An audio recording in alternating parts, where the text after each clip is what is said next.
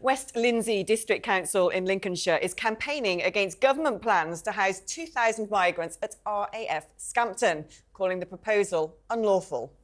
The base was home to the legendary Dambusters, and locals have been keeping a constant vigil outside the base, claiming they're in a battle to save Britain's heritage. Joining us now is Steven Woolfe, a former MEP and migration expert. Welcome, Steven.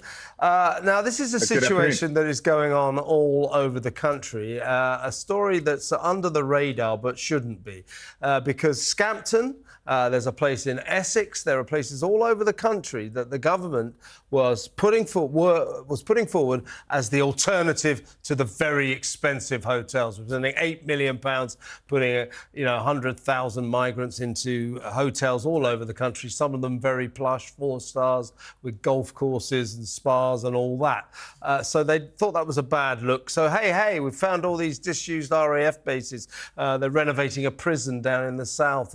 Holiday camps, derelict holiday camps are proposed to be renovated to house all of these people, all at quite expensive costs, by the way. Now, what they did in each of these cases, they just imposed this on the local community. They used emergency powers the government gave itself during the COVID crisis to override the consultation process, to be able to impose these places on local communities. The local communities are rearing up and saying, well, wait a minute, you didn't ask us, this isn't right, and now it's in the courts, and the lawyers for the campaigners are saying, no, if you don't consult, this is not legal. So Rishi's grand alternative accommodation scheme is in deep trouble. It has not happened one bit so far, apart from, finally, about 38 migrants on that barge down in Dorset. The alternative accommodation scheme is simply not happening now. No, you're absolutely right. The alternative schemes have been offered by the Conservative Party from Boris Johnson right through to Rishi Sunak, although he has staked his premiership on this particular issue, are failing. Rwanda is still stuck in the courts. Libya has just allowed a few people on. The situation, as you quite clearly explained, about dispersing asylum seekers across various sites owned by the government or bought for them to be able to take the pressure off hotels, has failed. And the next problem that you're going to find, Kevin, is one that's raising its head across councils across the country.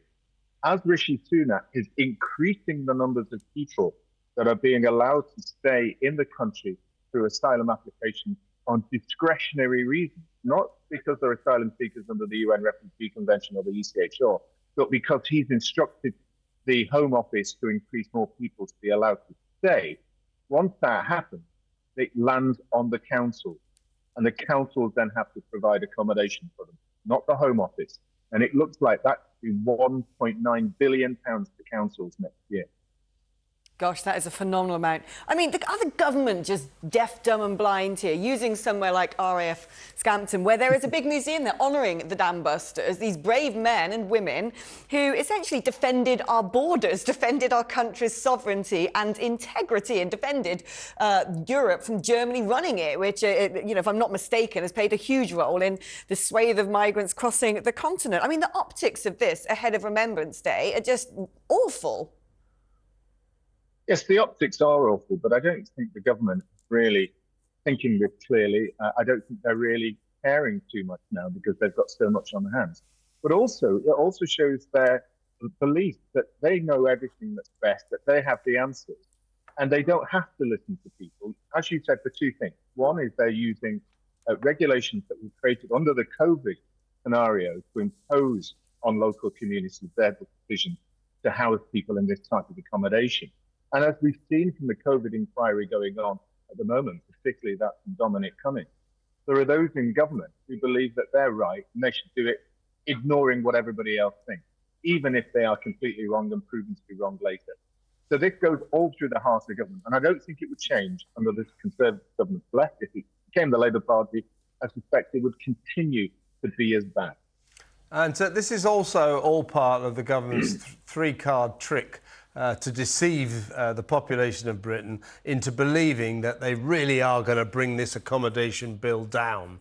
As I said earlier, if we continue like this, we currently spend £8 million a night accommodating asylum seekers in 450 hotels all over the country. If we proceed at this rate, in 3 years' time, it will be £30 million a night. So Sunak is desperate to paint a picture of a Prime Minister who's trying to get the bill down. OK, we'll still have the migrants, but they'll be in cheap places like disused RAF bases. Now, I've been covering the story of the North Eye prison down near Bexhill in Sussex.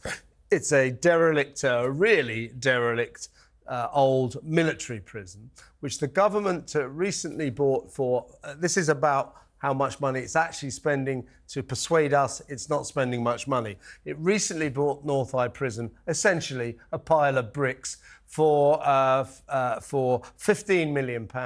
To renovate it, to take migrants, will cost another £20 million. So this is actually an expensive con, all of this, isn't it? Well, it's an expensive scenario all the way through.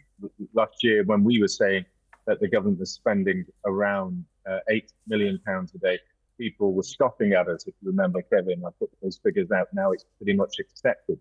We are mentioning that it's about £8 billion a year as the cost of asylum and immigration to the country, from collecting people in the sea through the RLNI and Border Force, to identifying them, assessing them, to putting them in housing, to giving them funding to live, for medical care, clothes on their back, shifting them out to the councils who are going to bear the next brunt of the cost. This is a complete cost fest for the taxpayer. Yeah. And Stephen, we're facing it all because governments won't stop it. Stephen, thank you ever so much. Steven Woolfe.